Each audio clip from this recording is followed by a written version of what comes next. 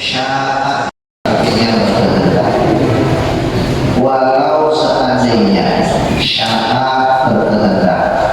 Siapa yang berkehendak? Rabbuka Tuhan. La amanah. Tentulah ma'fil ard, manusia di atas bumi, kulluhum seluruhnya. Ma'fil ard itu kembalinya kepada ma'fil ard, manusia di atas bumi. Jami'an seluruhnya. Seandainya Allah berkehendak, tentulah semua orang di bumi seluruhnya beriman. Apa anta tukhribun nas?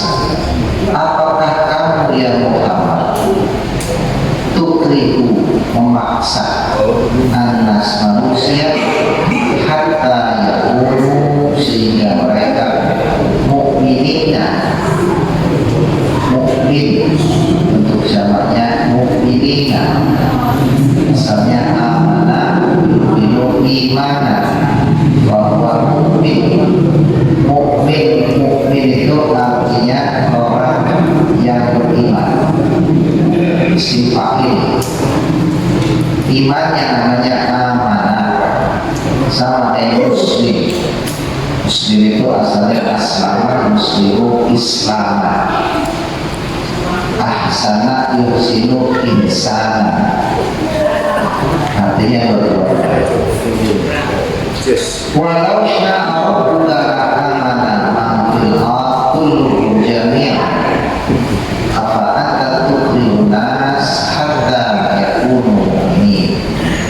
Seandainya Tuhanmu menghendaki, Tuhanmu siapa? Tuhan Nabi Muhammad, Allah Subhanahu wa Ta'ala. Karena Allah itu sedang berbicara, memberikan wahyu kepada Rasulnya Nabi Muhammad SAW. Itu sifatnya ngasih tahu sekaligus juga memberikan teguran. Karena dalam dakwahnya, dalam menyampaikan risalahnya, ada kalanya Rasul sebagai manusia biasa ada semacam rasa putus asa. Orang Rasul beriman susah mengerti.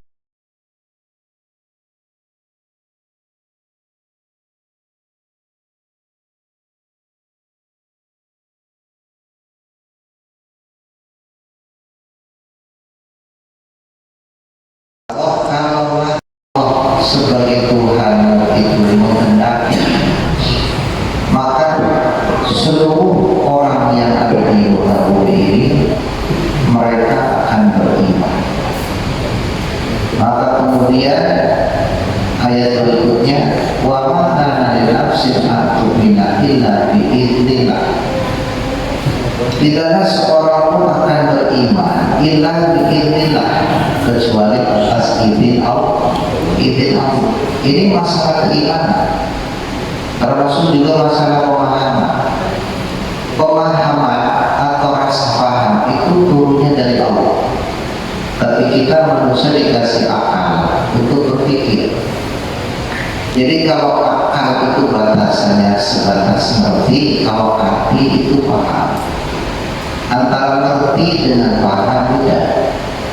Kalau paham apa yang dia tahu, dia jalankan, namanya paham. Kalau ngerti, dia sekadar ngerti hanya sebatas logika. Ngerti kalau yang namanya fadilahnya ngaji, ngerti, tapi nggak dikasih paham berapa. Jadi abdi som ya loyo, ya, bukan nyindir, bukan.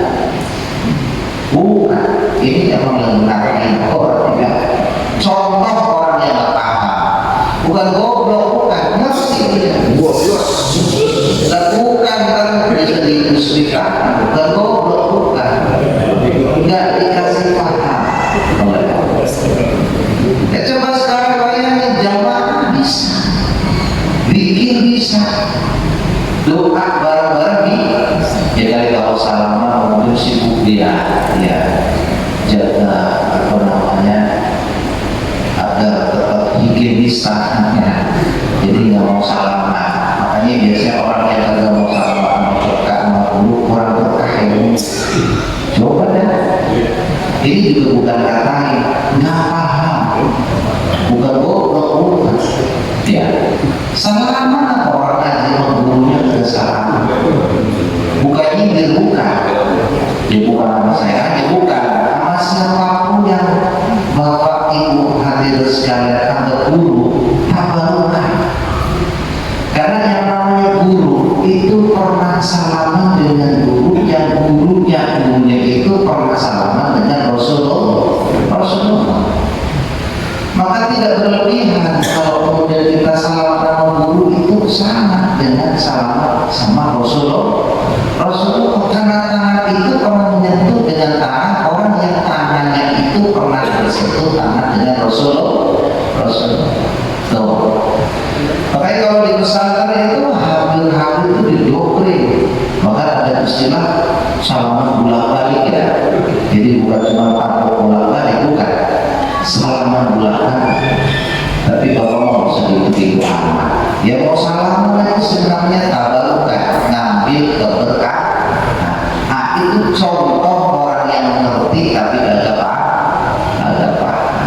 Maka disinilah Allah Subhanahu Wa Taala memberikan informasi kepada Rasulullah SAW bahwa keimanan seseorang itu atas izin dari Allah,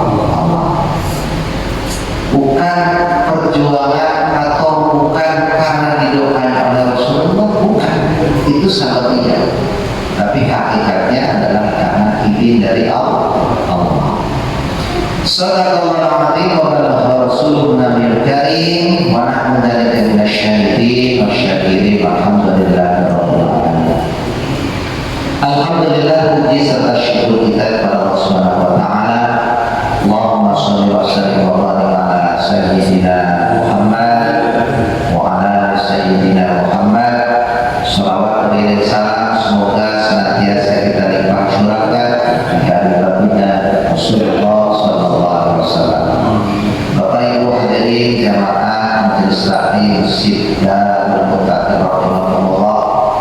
Allah Subhanahu wa taala itu mengingatkan kepada baginda Rasulullah sallallahu alaihi wasallam, termasuk mengingatkan kepada kita.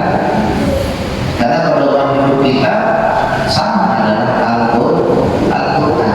Maka di dalam hadis itu Rasul menjelaskan al-iman huwa ma'rifatu bil qalb.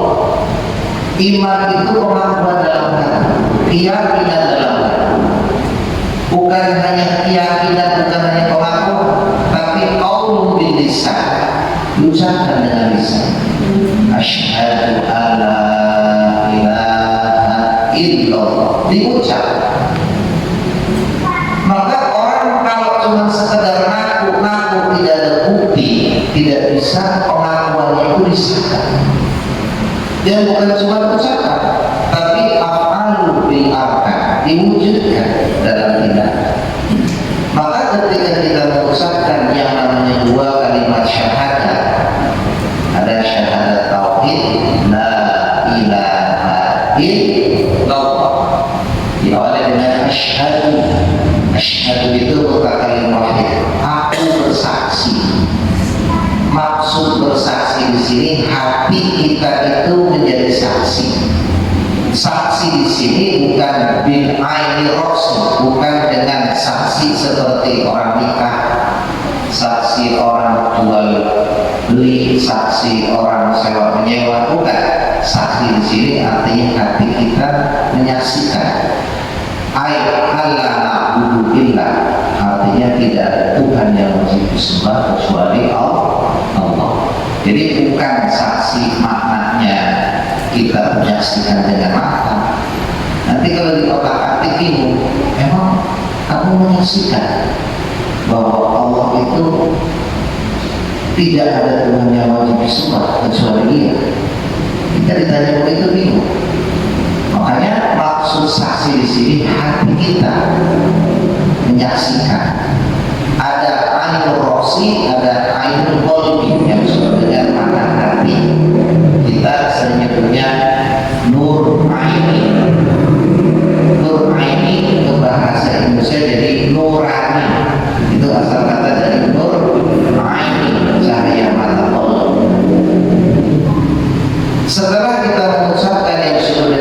dua kalimat syahadat. Syahadat pertama syahadat tauhid, yang kedua syahadat rasul. Maka rukun-rukun yang lain, sholat, zakat, puasa, termasuk haji. Cuma kalau haji ada bahasa istaqo'ah, man istaqo'ah ilaihi sabila. Kalau dia mampu di dalam perjalanan, maka baru dia wajib untuk haji. Nah, di dalam pelaksanaan yang disebut dengan rukun-rukun Islam, ya, ada rukun Islam, ada rukun iman. Maka ketika Nabi ajarin oleh malaikat Jibril, yang pertama ditanya itu bukan mahwal Islam, mahwal iman. Iman dulu yang ditanya. Kalau dari sumber Arba'in Nawawi 40 hadis, mahwal iman. Apa iman itu? Al-iman huwa an tu'mina billah, yang disebut dengan rukun-rukun iman. Iman kepada Allah, iman kepada malaikat, iman kepada kitab-kitab. Jadi kitab dulu, baru rasul. Karena kitab itu ada terlebih dahulu sebelum Allah utus yang namanya rasul. Makanya kitab-kitab Allah. Kitab-kitab Allah itu sebetulnya banyak, cuman yang wajib diimani ada 4: Zabur, Taurat, Injil, Al-Quran. Ini masing-masing nyambung. Antara Al-Quran dengan Injil nyambung. Injil yang dimaksud Injil yang asli, ya, bukan Injil sekarang. Kalau Injil sekarang itu kan ada bahasa, ada istilah perjanjian lama, ada perjanjian baru. Berarti otentiknya, keasliannya itu sudah diragukan. Kemudian kalau Zabur tidak berisi tentang syariat, karena saat itu syariatnya masih mengikuti syariat Nabi Ibrahim alaihissalam. Makanya di Zabur tidak ada perintah zakat, di Taurat juga belum ada perintah zakat, Injil juga ada perintah zakat. Komplit pedoman hidup manusia itu ada di dalam kitab Allah yang namanya Al-Quran. Makanya bisa dikatakan kitab sepanjang zaman. Iman kepada kitab-kitab Allah, iman kepada Rasul-Rasul Allah. Rasul-Rasul Allah juga bukan cuma 25, cuma yang wajib diimani ada 25. 313, bukan 212, ya, salah. Rasul-Rasul Allah itu jumlahnya ada 313. Makanya Bapak kalau misalkan punya amalan, suruh baca sebanyak 313. Baca tasbih sebanyak 313. Baca istighfar 313. Enggak ada amalan baca istighfar 212, enggak ada. Baca tasbih 212, enggak ada.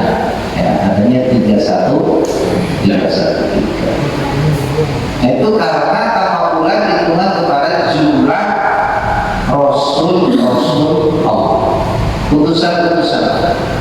Kalau nanti lebih banyak lagi, dalam riwayat yang sahih ada 124000. Berapa itu? 124.000. Ada yang diceritakan, ada yang tidak diceritakan. Itu jumlah Nabi. Nabi dengan Rasul beda. Makanya kemudian ada istilah ajaran-ajaran, ada istilah agama-agama. Nah, ajaran-ajaran yang kemudian sempurna itulah yang disebut dengan agama. Bukan hanya kepada hablum minallah, tapi kalau yang namanya agama itu mencakup hablum minannas.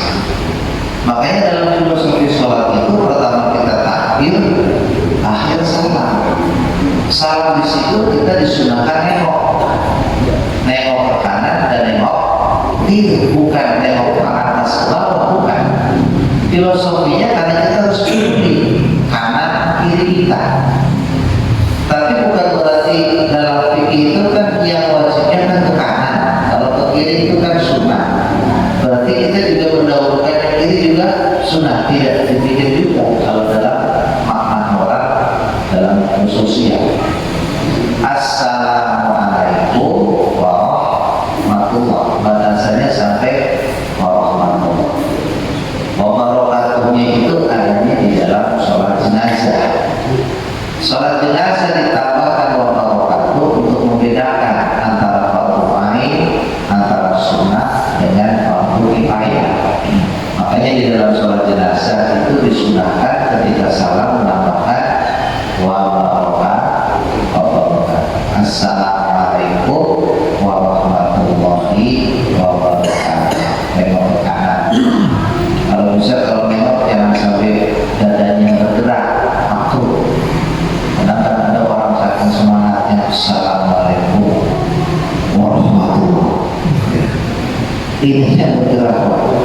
Di dalam fikih itu namanya syiddatul harakah, bergerak berlebihan. Yang bergerak itu cukup kepalanya warahmatullahi. Assalamualaikum warahmatullahi. Jadi itu masih ke depan. Assalamualaikum warahmatullahi ke kanan. Nggak usah sampai warahmatullahi.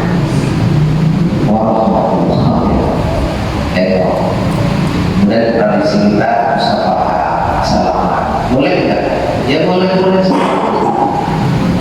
Cuma baiknya memang salaman itu kalau kita bahasa timingnya itu ketika kalau dalam fikih ya Pak.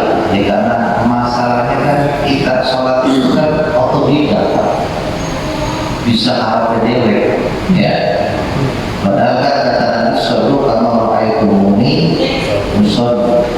Karena orang kalau diluruskan begitu paham saja yang ada tersinggung Pak.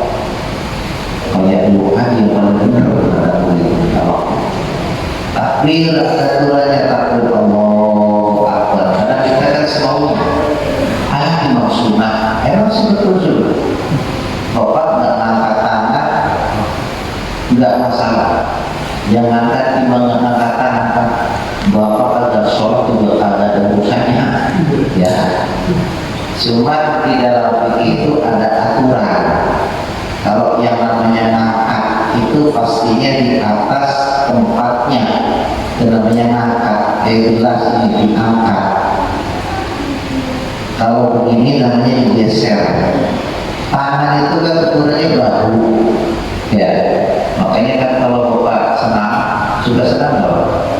Rentangkan tangan kan begini kan, lurus ya. Berarti kalau angkat tangan itu di atas bahu, di sini. Sunnah laki-laki membentangkan ketiaknya. Kalau begini nggak bisa membentangkan. Bahu, tangan itu kurangnya bahu. Jadi kalau yang namanya tangan itu begini. Jadi kalau mengangkat itu begini. Kalau ini bukan ngangkat, geser. Ya, tapi kembali mereka juga punya dalil, punya hujah, nggak usah dipersoalkan. Cuma persoalan itu ada ketika yang benar, ketika yang ada dasar benar dianggap salah. Dan dari dulu juga persoalan masalah umur, masalah tarawih itu udah selesai. Orang jangankan yang 10, yang 8, yang 20, yang tarawih juga kita nggak ada masalah. Tapi kan kemudian mereka itu mengatakan yang 20 itu yang bid'ah. Nah itu. Maka kemudian ya bahasanya ya kita jadi menggonggong. Dianggapnya urut itu bid'ah, yang sunnah dianggap bid'ah. Makanya kita meluruskan. Ya sebetulnya jangan lihat istilah mereka nggak sholat juga ada urusannya. Tapi kalau kemudian urut kemudian dianggap bid'ah, makanya perlu kita jawab. Kunut itu sunnah. Apa dasarnya? Apapun yang pernah dilakukan oleh Rasulullah itu sepakat ijma ulama itu hukumnya sunnah. Kalau kemudian Rasul tidak melaksanakan lagi, tidak kemudian apa yang pernah menjadi pelaksanaan Rasul itu dianggap tidak sunnah. Ini kandungan-kandungan yang ada dalam doa kunut itu kan cantik banget. Allahumma ya Allah ihdina, Allahumma ihdina. Baca kan begitu. Masalahnya kan Allahumma ihdina.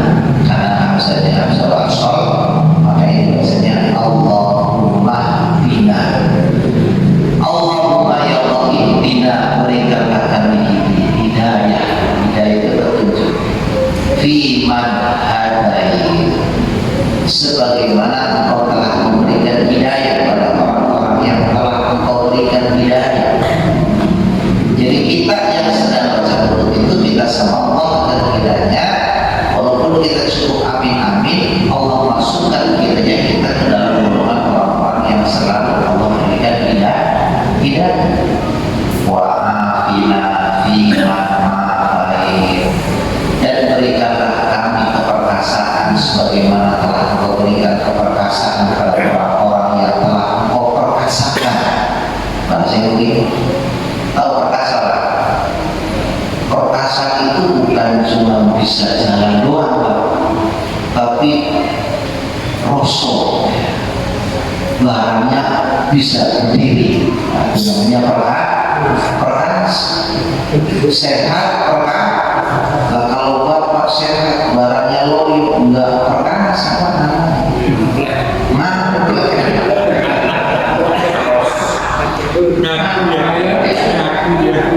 Dari situ kita minta sama Allah, ya walaupun kita orientasinya nggak begitu, yang namanya perkasa itu seluruhnya, ya badan kita, ya tangan kita, ya keperkasaan semuanya.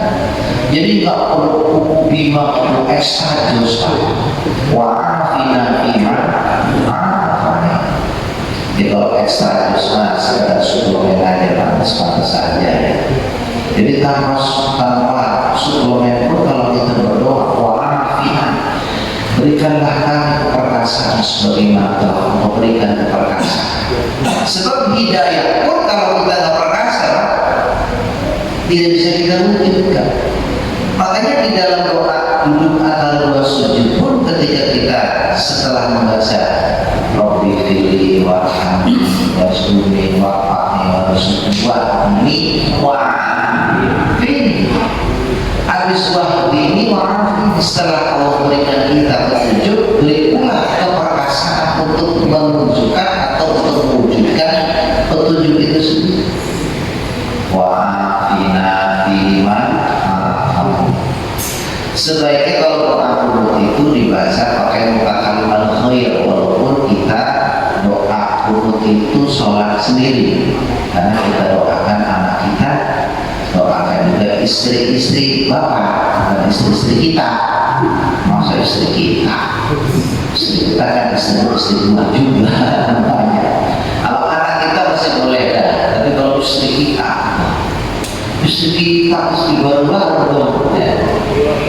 Jadi kita minta sama Allah, makanya kan dimutarkan doa, Allahumma inna fiman hadait, ya Allah berikanlah petunjuk sebagaimana telah berikan petunjuk kepada orang-orang yang engkau beri petunjuk. Wa'afina, dan berikanlah keperkasaan kepada kami sebagaimana telah engkau berikan keperkasaan kepada orang-orang yang telah engkau berikan keperkasaan. Wa tawallana fiman tawallana. Setidaknya 3 lah kita itu doa qunut itu, hati kita itu hudur, hati kita itu hati. Pada saat kita baca Allahumma inna, hadirkan hati kita bahwa kita sedang minta petunjuk, sedang Allah berikan kita orang-orang yang mendapatkan petunjuk. Pada saat kita baca wa'afina, berikan keperkasaan, wa tawallana, dan berikanlah tawallah, perwakilan, kewakilan, artinya rasa kasih sayang Allah. Jadi tawallah itu asal kata wala yaumi wauliya, artinya perwakilan yang kemudian Allah menjadikan kita sebagai kekasih orang-orang terkasih. Itu mana cara, dan itu sudah selesai. Bagi yang qunut silakan, atau juga nggak ada masalah. Tapi karena kemudian kita dianggap bahwa qunut itu bid'ah, maka kemudian kita bukan. Ya kata bedanya kemarin masalah sholawat hari apa? Sholawat hari itu dari dulu pun pernah ada yang menuduh itu mengandung kesyirikan, karena ada kandungan kalimat, ada kandungan bahasa bahwa seolah Nabi Muhammad SAW, kata mereka, itu mampu memenuhi hajat-hajat kita. Ya kalau kita ngobrol, apalagi namanya diskusi sama orang yang ilmunya kagak susah, Ya, dari dulu itu bukan cuma soal hari saja. Kita dulu tuh kalau ngaji itu biasanya kalau guru-guru salah atau guru-guru yang senior itu biasanya sebelum ngaji itu baca ya Rabbi bil Mustafa ya baligh maqasidana wa bilana ya wasi'al karami. Artinya itu kan bin Mustafa, itu kan maksudnya bin wasilah al Mustafa. Siapa al Mustafa? Rasulullah Sallallahu Alaihi. Tetap yang kita panggil pertama, yang kita minta yang pertama adalah ya Rabbi, ya Tuhan. Bil Mustafa itu banyak bil wasilah, maksudnya dengan perantara. Bukan minta kepada al Mustafa, bukan minta kepada Rasulullah, bukan. Minta kepada Allah, cuma perantara al-Mustafa. Ya Rabbi, ya Tuhan, bil Mustafa, dengan perantara, dengan wasilah al-Mustafa, maksudnya Nabi Muhammad Sallallahu Alaihi Wasallam. Baligh, sampaikanlah, penuhilah maqasid, bentuk jamak daripada maksud. Maksud lo, nah, maksud itu asal kata dari qasad. Qasad itu apa yang menjadi kehendak hati, namanya maksud. Segala yang menjadi kehendak hati dengan wasilah Rasulullah sampaikanlah, maksudnya kabulkanlah. Waghfir, dan ampuni lana, bagi kami maksiatnya dosa mau yang telah lalu, dan ampunilah dosa-dosa kami yang telah lalu. Ya wasi'al karami, wahai zat yang maha luas ampunannya. Lah unsur syiriknya itu di mana? Orang kita minta sama Allah, itu dulu sempat dituduh mengandung unsur kemusyrikan. Dan perlu Bapak Ibu ketahui, yang namanya syirik itu pekerjaannya orangnya namanya musyrik. Islam itu agamanya orangnya namanya muslim. Iman itu pekerjaannya orangnya namanya mukmin, sifail. Nah, musyrik juga sifail.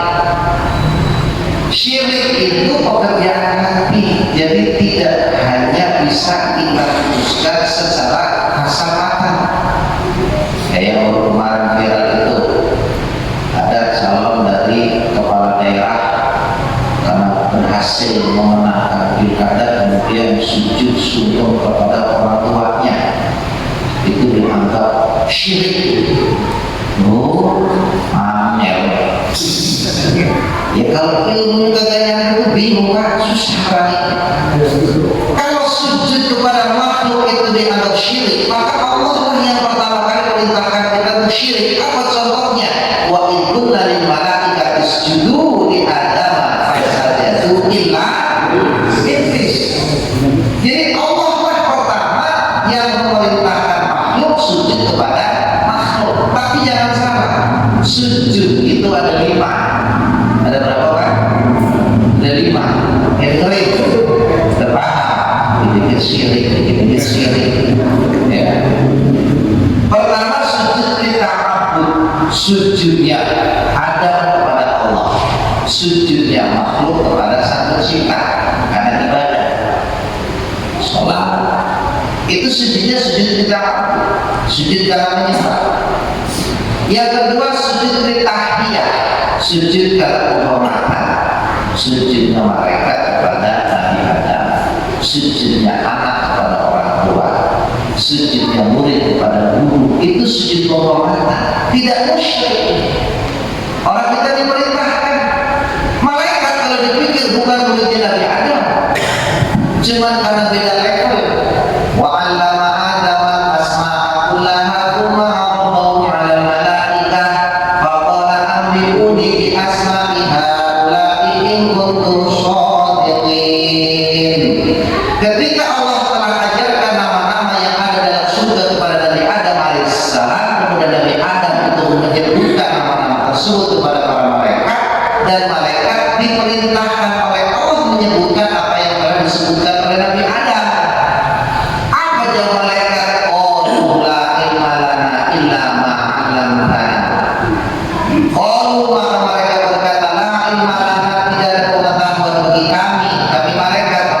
illa kecuali ma'an tanah apa yang telah kau ajarkan.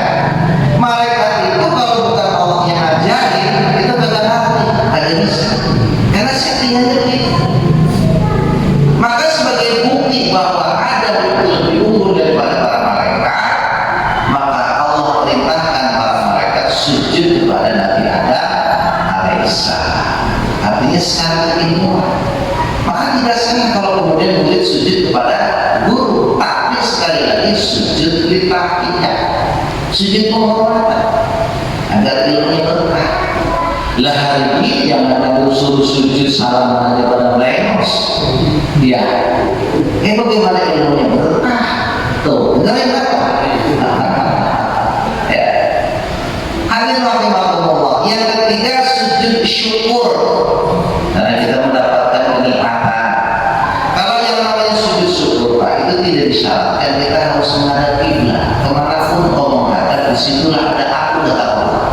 Ketika kita mendapatkan nikmat, langsung kita sujud syukur. Baik itu nikmat karena baru kabar. Kabar misalkan ternyata orang tua berhasil operasinya, saking gembira kita langsung sujud. Dan tidak disyaratkan kita harus suci dari hadap. Yang penting badan kita itu suci, dalam arti bukan dalam keadaan haid bagi perempuan, bukan dalam keadaan jinabah, belum mandi masih kopet, ya. Habis gitu-gituan, belum mandi, begitu mendengar orang tua sehat sujud, boleh kan? Masih jinabah, masih kopet, kena kopet. Tiga tuh. Tadi yang pertama sujud apa Pak? Yang pertama sujud apa? Ya begitu orang gitu. Lupa. Masih dulu masih lupa. Lita'abud, lita'iyah, syukur. Bagaimana yang lima? Bertiganya atau lupa? Ya. Yang keempat sujud tilawah. Sujud tilawah itu karena kita mendengar ayat-ayat yang disitu disunahkan untuk sujud. Sajada wajhiya lillahi khalaqahu wa samahu wa absarahu fatabarakallahu ahsanal khaliqin. Itu bacaan sujud tilawah. Mesti diapalin kalau pernah hafal. Ya. Udah masa nanya, pokoknya bacanya begitu. Kalau kita nggak hafal, cukup baca tasbih subhanallah, walhamdulillah, wala ilaha illallah, wallahu akbar. Boleh kita sunnah sujudnya boleh juga kita cukup baca tasbih. Tuh kalau sujud namanya sujud tilawah. Keempat. Yang kelima sujud sahwi, makanya sin. Bukan sawi, bukan. Itu sawi, memang tukang pangsit sawi itu ya. Sahwi, sahun itu lupa. Sujud karena lupa. Dalam fikih disunahkan kita untuk sujud sunnah. Ya. Ada sujud sahwi wajib, ada sujud sahwi itu sunnah. Sujud sahwi sunnah itu karena kita meninggalkan rukun Ahmad, menurut tahiyat awal. Kita lupa nih. Maghrib itu kan 3 rakaat. Rakaat kedua kan mestinya disunahkan kita tahiyatul awal. Lupa. Ya namanya orang mungkin banyak urusan gitu ya, urusan utang, urusan macam-macam, sehingga rakaat kedua mestinya tahiyat awal duduk, padahal sudah kenceng banget itu orang mengingat subhanallah, wallah, makanya ada apa ya? Imam, ya, dia maklum namanya orang lupa. Ada yang betul, subhanallah, goblok. Habis ditahan juga ya. Jangan tambahin apa? Oh, subhanallah, begitu subhanallah, imam tani, lah itu tani lah. Jangan mentang-mentang, aku kan mengaji fikih, yang namanya kedua kan ada namanya disunahkan. Kita tahiyat awal, biar imam berdiri, imam duduk sambil nunggu. Lah kagak boleh. Ya, imam berdiri, ya tasbih kan sifatnya mengingatkan. Nah ketika kita sudah diingatkan karena lupa tadi, di akhir sebelum kita salam disunahkan sujud, namanya sujud sujud sahwi. Itu yang namanya sujud. Jadi jangan dikit-dikit syirik ya. Tidak. Sujudnya anak kepada orang tua saking tahadud binikmah, saking merasa bersyukurnya adanya anak, adanya diri kita karena orang tua, maka kemudian kita sujud. Kalau orangnya nyebutnya sungkeman ya. Itu bukan syirik, karena syirik itu sekali lagi pekerjaan hati. Walaupun sama-sama bakar minyak, kalau niatnya mengharumkan ruangan, sekali lagi itu tidak syirik, sunnah hukumnya. Tapi minyak bener ya wangi, bukan minyak kuda lumping, bukan ya.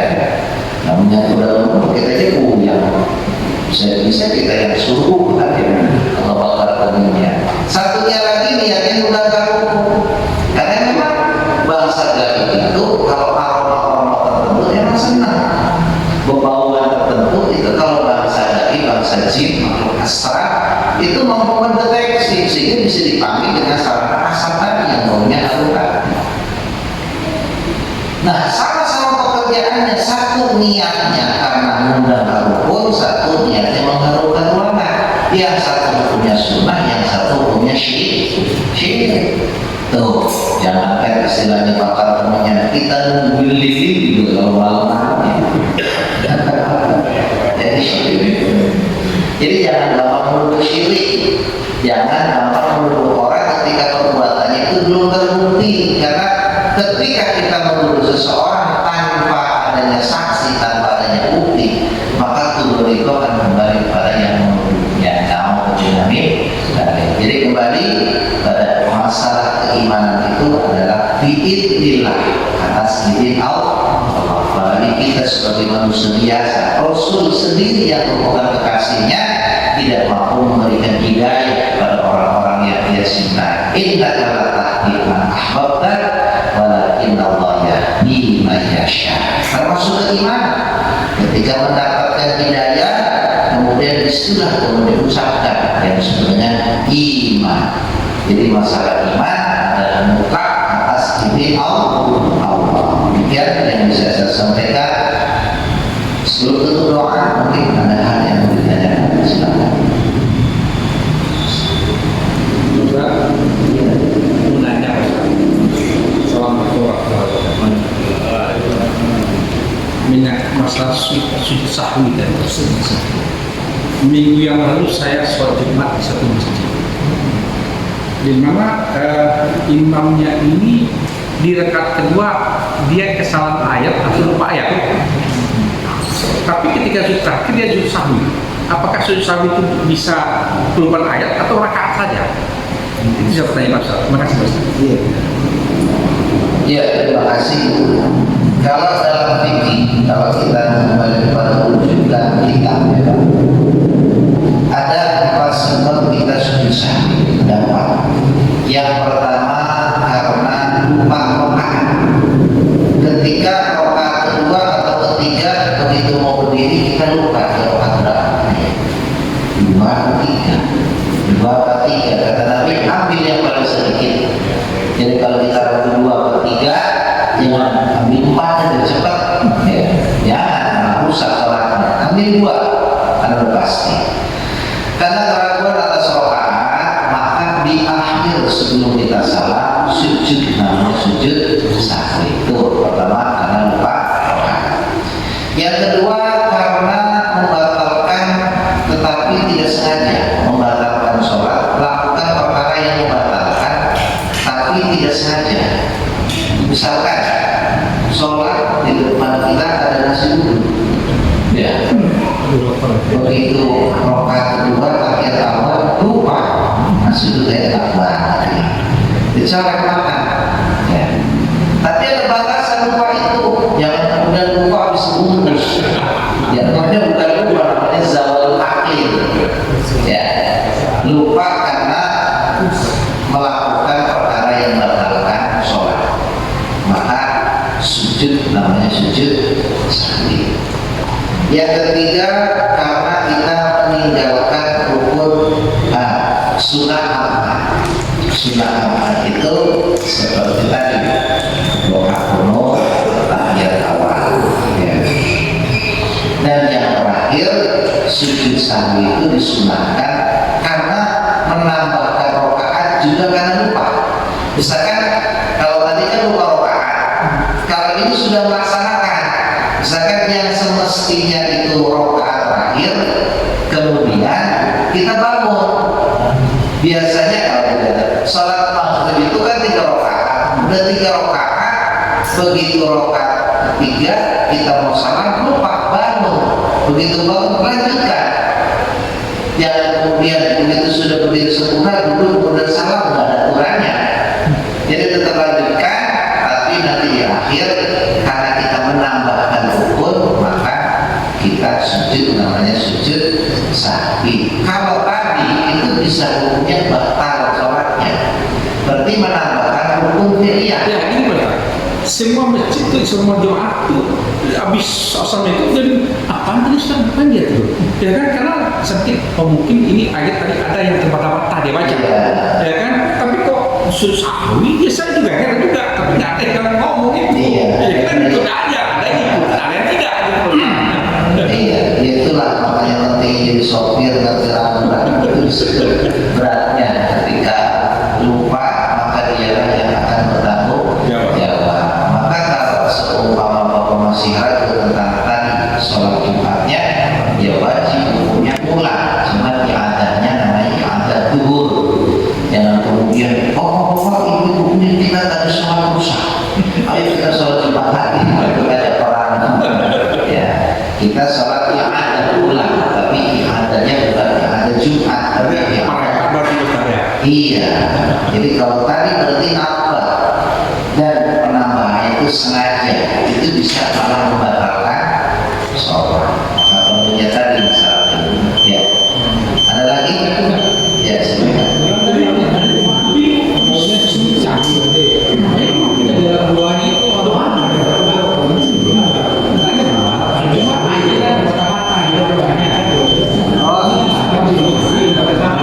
Ada bacaannya maksudnya.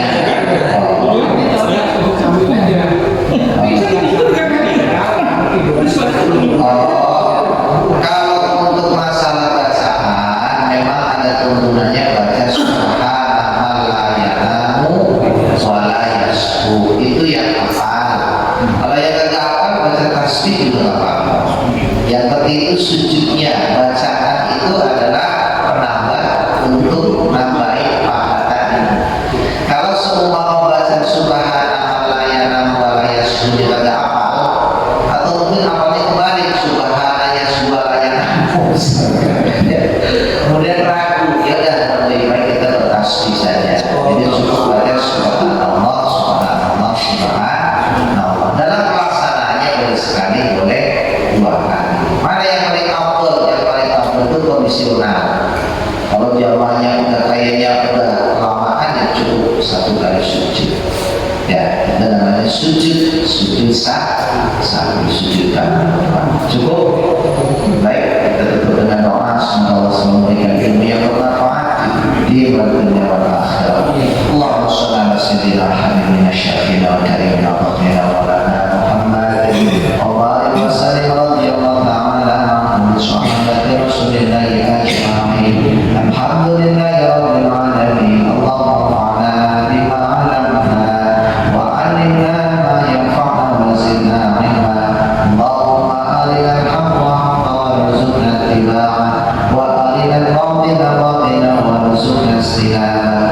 Rabbana ighfir lana wa liwalidayna warhamhuma kama rabbayana shaghira wa li jami'il muslimina wal muslimat wal mu'minina wal mu'minat al-ahya'i minhum wal amwat. Rabbana atina fid dunya hasanah wa fil akhirati hasanah wa qina adzabannar. Sallallahu ala sayyidina Muhammadin wa ala alihi wa sahbihi wasallam. Subhana rabbika rabbil izzati amma yasifun wa salamun alal mursalin walhamdulillahi rabbil alamin. Assalamualaikum warahmatullahi wabarakatuh.